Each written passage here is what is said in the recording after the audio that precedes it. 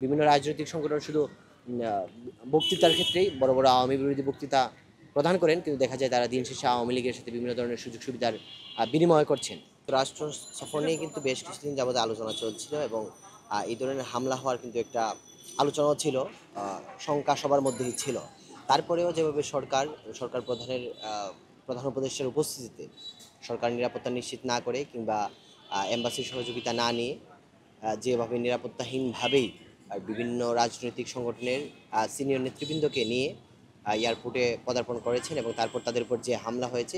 জীবন অবাক না করলে কে করবে? 28% মিল্ক ফ্যাটের অবাক করার সাথে ফ্রেশ মিল্ক পাউডার। জীবন অবাক করুক প্রতিদিন। আমরা মনে করি এখানে সরকারের গাফিলতি রয়েছে, বাংলাদেশ সরকারের, এবং অবশ্যই প্রধান উপদেষ্টার গাফিলতির বিষয়টা আমরা আইডেন্টিফাই করতে চাই। এবং আপনি যদি বাইরের দেশে দেখেন, এর আগে কিন্তু দেশে যেহেতু আওয়ামী লীগের নেতাকর্মীরা এখন পর্যন্ত প্রত্যক্ষভাবে হামলা করতে পারছে না, বাইরে কিন্তু একাধিক ঘটনা এর আগেও ঘটেছে।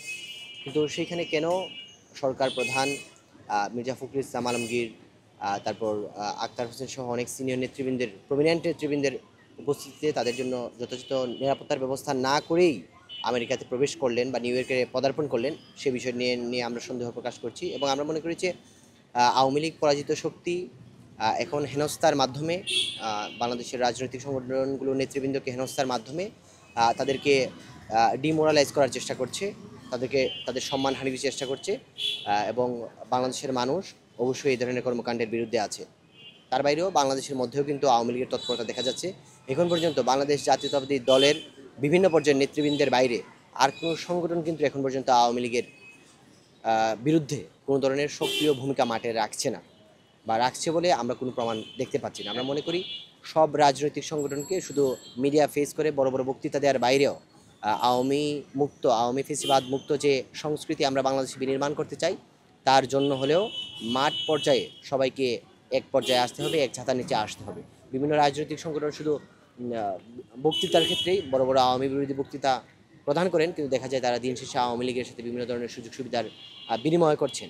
আমরা এই বিষয়কে বাংলাদেশের জনসাধারণের দৃষ্টিতে নিয়ে আসতে চাই।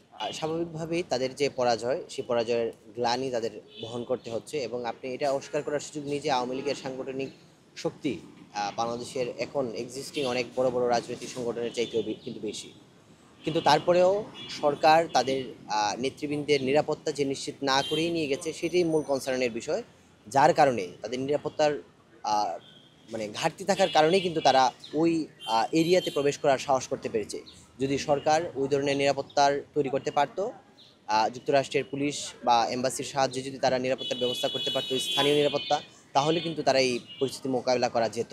কিন্তু আমরা মনে করি যেহেতু পরাজিত শক্তি তাদের যে গ্লানি, সেই গ্লানি থেকে নিজেদের বের করে নিয়ে আসার জন্য উগ্র বাসনা মনের মধ্যে পোষণ করছে, এবং সেই উগ্রতা থেকেই তারা এখন পর্যন্ত এই ধরনের কর্মকাণ্ড পরিচালনার সাহস করতে পারছে।